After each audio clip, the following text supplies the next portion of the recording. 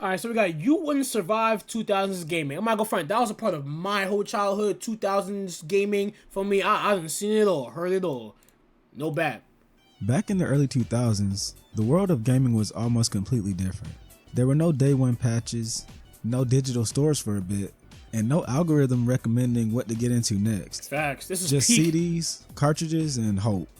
If your game didn't work, that usually was it. You either took it back to the store if you got it from somewhere like Blockbuster or EB Games, or else you just stared at the error screen in silence.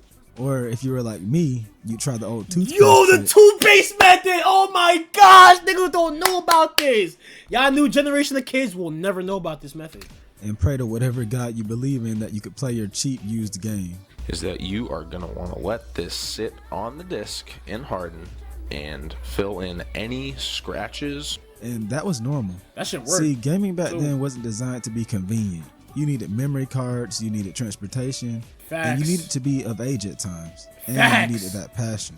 Oh my gosh, niggas don't even know going to GameStop to get GTA and then with your parents or your moms or whatever the case may be, and the fucking cashier behind the register told myself, are you sure you want to get this game? This has blood, gore, nudity, sexual thing. Like, yo, damn, shut your bitch ass up, nigga, damn! Suddenly realized it didn't want to work anymore mid-boss fight, you just sat there in disbelief, staring at your reflection on the TV like a fool. And the community and culture, oh man, it was real, loud, and in your face. Facts. Many gamers didn't have online etiquette, and in many games, your lobby was full of kids that just learned they could curse. What's up, dude? What's up? What be going down in the hood, you know? Or be sniffing that crack? Let's not Yo, Wanna sniff some crack with me? Similar to, mind you, this little nigga probably like 13 years old, gang. what you've probably ran into during your last Marvel Rivals rank up match. When you logged in onto Halo or Call of Duty lobbies, you were stepping into verbal warfare. Facts. 50% of all insults known to mankind were probably invented there. Then there were LAN parties, arcades, midnight releases. Gaming wasn't just a hobby, it was a niche little culture. And for every fun memory, there was pain. Tangled controller wires that ended up tearing up your controller sooner or later, corrupted memory cards, used games that barely worked, and internet speeds that made playing games online feel like you were playing underwater. And yet we all kept coming back. Let me take you back to a time when being a gamer didn't make you cool, it made you a target. When games were brutal, online was wild, and the only updates you got were cheat codes that you found out about written in a GamePro magazine. Yo, one thing about gaming back during the 2000s, during that time, gang, it was about gaming. It was never about the money. Of course, the companies want to make money, but now games are just a fucking cash cow. They're trying to milk as much money they want from anybody, gang. Oh, pause. Okay, let me stop. That looks super crazy. Pause. What? Everybody should be completely psyched about this. It's the PlayStation 2 computer entertainment system at Walmart. PlayStation 2 has the realism that gamers are looking for. You want to be in the game. You want to be the game. It's got CD player, DVD player, incredible graphics. You can play the old games on the system, but wait till you see the new ones. It's a whole mental body feel. Let's start at the earliest part of the 2000s, a time when the only way to play games with other people was by actually getting up and going out to stand next to that person, at least in most games. For a lot of us, the option to just boot up, log in, and play Street Fighter, Tekken, Smash Bros, and whatever else there was out there wasn't available until that Xbox 360 and PS3 era. This meant actually leaving the house and going to visit friends, an arcade, a gaming gathering, or even going to someone's house that you didn't like just to get a fix. And this also meant that you were susceptible to real emotions getting into the game. This is what I'm talking about. This is peak. Listen, there were many instances where fights in the game ended up translating to fights outside of the game. Ever heard of some of the arcade fighting game rules back in the day? Stuff like don't grab multiple times in a row, being enforced with a few punches to the gut, or even knife fights over King of Fighters.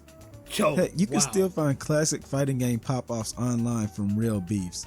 If this guy's talking tell him the money match for any amount of money, because he's not gonna bet me. And this stuff wasn't just limited to these competitive scenes, cause I promise you, it's happened in some of those normal homes. There's no muting or blocking like we have now online in Facts. person. So you were stuck looking at and hearing whoever was trash talking you at that LAN party. Damn, bro. I just got into Xbox Live. I have this really great high-speed connection, and I was playing one-on-one NFL Fever against some other players from around the country. Now my gamer tag, my online ID is Dark Master. After we lost arcades, which were the main social ground for gaming, we had the emergence of an even more accessible battleground when the world of online gaming opened up. While there were already online shooters out in the 90s with Quake and Unreal Tournament and even some online games before that, the advent of consoles getting actual good online brought the hype to mainstream. In 2004, Xbox would revolutionize online gaming forever with the release of Halo 2 and its Xbox Live service integration. This innovation would allow players to match up online, go to war, like and game, bro. This was aura, bro. Like niggas used to look forward to this shit, game. Nowadays, bro, I'm not gonna front. I don't even look forward to playing any online games, bro. I'd rather play single player games at this point, mod. each other talk during the match using proximity chat. This meant no matter who you were near, you'd be hearing them in battle. To do so, you had to hit the white button on your controller and then boom, you could speak to anyone within 15 or 10 feet. This meant you had to be extra careful when speaking to allies, as your enemies could hear you too. This also meant that for the first time, players were able to vocally curse out each other and say the other obscene stuff that game chats are infamous for nowadays. We're not actually playing the game and talking. Shoot a gun, dog. Learn how to shoot a gun. Riot Shield. What else? Oh my gosh. Use Riot Shield. This was peak. What do you want to do? You tell me what you want to do. I'm pretty sure you've all heard and been annoyed by now of the classic, "You guys wouldn't survive a day in the old Call of Duty lobbies" quote. Well, Facts, I'm here though. to debunk that because honestly, every single lobby wasn't like that. If you were really out here not surviving, some obviously 10 to 14-year-old kid calling you a slur, you might need to go outside. But I won't lie and say it didn't happen on the regular. And it didn't always come from kids. I remember being in middle school grinding Halo Reach and Halo 3 or playing Call of Duty Modern Warfare 2 or Black Ops with my friends and hearing a mix of the most insane and corny roasts and word combinations of my young life. Kind of similar to the average Rivals experience. Okay, I'll stop. I'll let that game live. Especially because reading SYBAU and having the possibility of someone being banned is nothing compared to back then. Yeah, Bro, and nowadays, gang, you can get banned for anything. At least on Call of Duty, more like you could just curse. You cannot. You wouldn't even be cursing at anybody. You would be cursing like at yourself, whatever. Saying "fuck," "oh my gosh," what the fuck is this shit? And you'll get chat banned for a few days. It don't make no sense, bro. What happened to the culture of gaming, man? Cousins' online game chats were largely unmoderated, so you know them MFs were ready to say whatever came to mind. Whatever, bro. It was a jungle of boys and men that really needed to get up and go outside. But I'll tell you now, when you found a cool group to squad up with every night from that chaos, it hit. You just had to take the suffering, the annoying guys, connect mics, and fire alarm beeps as part of the experience. Now, I will say this. It definitely was extra hard mode being a woman and wanting to speak online during gaming. Because as soon as those boys heard your voice, it was legit open season on anyone with high amounts of estrogen. And you know exactly what words they were using, what slurs they were dropping, and what they were telling you to do. They would turn that bit to get back in the kitchen and make me a sandwich, nigga. Oh my gosh, I remember these days. I'm not going into detail, you cannot make me. Just know that the higher visibility of women who enjoy gaming is a godsend that we didn't have the luxury of back then. But that's only if you could play those games online, because let's be real, a lot of gaming and online infrastructure wasn't ready for online gaming just yet. For many homes, lag was a normal experience, and those disconnects were just a bit of seasoning to keep things interesting. This went double for fighting games. You don't know what it was like playing on delay-based netcode for release year Mortal Kombat 9, Mortal Kombat X, Marvel vs. Capcom 3, and bro, don't start me on Super Smash Bros. Brawl. They had us watching slideshows and pretending we had any control over what was actually happening on screen. You were blessed if you could even download some of these games I mentioned when downloadable titles became a thing, because internet could be so bad at times. Of course, for many years, we weren't just able to buy a console and download I'm not gonna front. I don't know if I was the only one, gang, but I don't think I ever had a memory card, bro. I ain't gonna lie. Like, nigga, I was playing the campaign over and over and over again from any of these PS2 games. Like Ratchet and Clank gang, yo, that's elite ball knowledge if you know what Ratchet and Clank is, gang. I was playing that shit over and over and over, restarting the same like 3-4 missions, gang. Oh God. Thing on the same day. Yo. That wasn't happening without a memory card. Isn't it wild that I have to explain what that is now? A memory card is what it sounds like. Yep. An add-on product that you connected to your console in order to save your progress. Without one, well, good luck playing any JRPG ever or unlocking any characters. Bro, as a kid, you should have seen me trying to beat Kingdom Hearts, Smash Bros. Melee, and Dragon Ball Z Budokai 1 before owning a memory card. If you know the struggle of leaving your console on for a few days on end, facts! you know my pain. The memory cards were like $20. Yo, so that too. Yo, I used to leave my PS2 on 2 game so I could just keep continuing on and beat the game, man. Oh my gosh. as a kid, you were really sitting there like, do I save for a new game or do I finally get that memory card so I can beat these old games?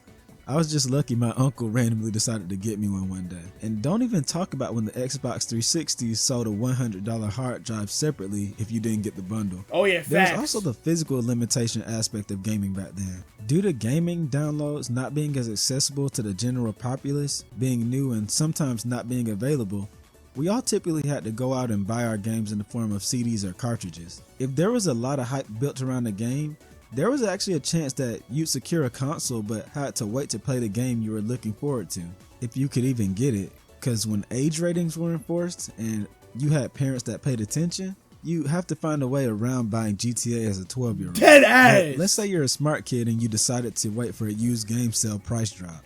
Well, that was a big gamble. Back then, whether it was getting a game used from a flea market, renting from Blockbuster, Hollywood Video, Red Yo, Box, Gamefly's elite ball knowledge! Yo, gang! Oh my gosh, yo, I was thinking, yo, as a kid, gang, I was debating on if I should ask my moms or my dad if we can get a game from Gamefly. Cause I think you could rent out a game or something like that. They'll ship it over to you, but then after a few days, you gotta ship it back or whatever from renting it. Or trading games. There was a big chance that your game wasn't going to work when you finally got around to playing. I remember so many times, whether it was a used Smash Bros. Melee copy that I got from GameStop or rental games that I got from Gamefly, when I booted up and I was greeted by these cursed screens. Gamefly stung extra hard because that was a week of waiting to get a replacement or a different game through the mail. And the junk happened to me multiple times. Like, my dad was goated though, so when we had Blockbuster, he'd take me back the same day to get a replacement or a different game. Another funny quirk 2000s gaming had is that your console actually mattered. This was still an age of exclusive and console segregation, so your console selection was one of the biggest choices you ever make. Whatever you pick, you'd be missing out on something big, unless you're me, because I remember my dad and uncle teamed up and got me the OG Xbox, PS2, Dreamcast, GameCube, and GBA. Damn! Man, stay off the light speed. My bad. Anyways, every console not only had its exclusive games and hardware, but exclusive issues as well. But whether it was the 360's Red Ring of Death... I ain't gonna front, no, the Red Ring of Death, no, that shit was terrible. Nigga, I ran through 2 of these Xboxes, gang. Dead ass, I ran through 2 of them, man.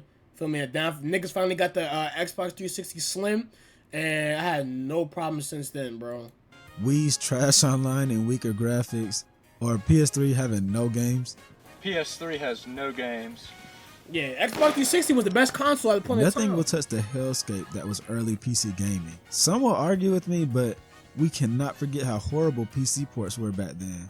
And these weren't just ports of some cousin game you never played.